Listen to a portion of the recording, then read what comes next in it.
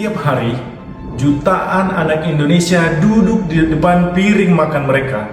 Tapi tahukah kamu, di balik program makan bergizi gratis yang kita harapkan bisa menyelamatkan generasi bangsa, tersimpan ancaman yang jauh lebih berbahaya dari lapar itu sendiri, yaitu korupsi dan krisis etika yang menggerogoti dari dalam.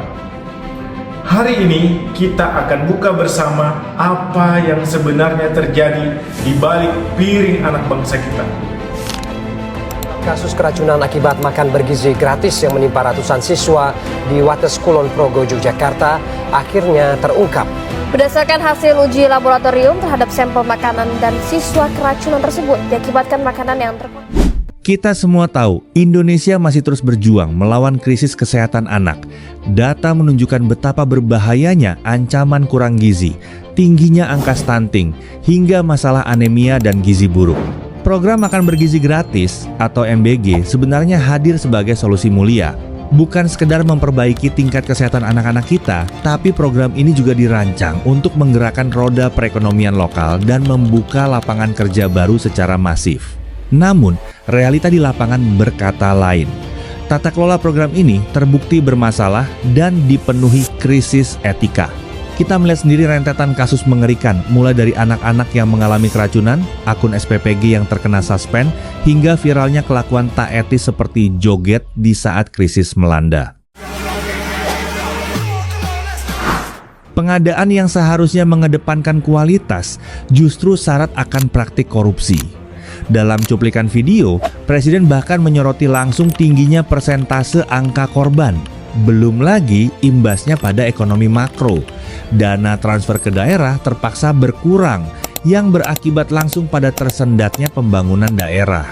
Ada satu formula sederhana dari Profesor Harvard, Robert Klitgard, yang menjelaskan ini semua. Korupsi sama dengan diskresi, ditambah monopoli, dikurangi akuntabilitas. Pertama, diskresi. Siapa yang memutuskan vendor SPPG? Siapa yang menentukan menu dan anggaran per porsi? Kalau semua diputuskan satu pihak tanpa aturan jelas dan tanpa pengawasan, celah korupsi terbuka lebar. Kedua, monopoli. Vendor dipilih bukan karena kompeten, tapi karena kedekatan. Inilah yang oleh para ahli disebut korupsi nepotistik. Vendor tidak layak masuk, standar gizi diabaikan, dan anak-anak kita yang jadi korban keracunan. Ketiga, akuntabilitas yang lemah. Tidak ada audit rutin, tidak ada laporan publik, tidak ada mekanisme pengaduan yang jelas. Koruptor merasa aman karena kemungkinan tertangkap sangat kecil. Ini bukan masalah oknum, ini masalah sistem. Lalu apa solusinya? Jawabannya ada pada 3 hal. Pertama, perbaiki tata kelolanya. Menurut formula Klitgard, korupsi tumbuh ketika diskresi besar, monopoli kuat, tapi akuntabilitas lemah. Maka solusinya sederhana. Buka data vendor MBG ke publik, ketatkan seleksi berbasis kompetensi, dan libatkan auditor independen. Kedua, belajar dari negara lain. Jepang dan AS berhasil menekan korupsi pengadaan publik bukan hanya dengan menghukum pelaku, tapi dengan memangkas celah sistemnya transparansi anggaran, kompetisi vendor yang sehat, dan perlindungan bagi pelapor. Dua sisi ditekan sekaligus, yang mau memberi suap dan yang mau menerimanya.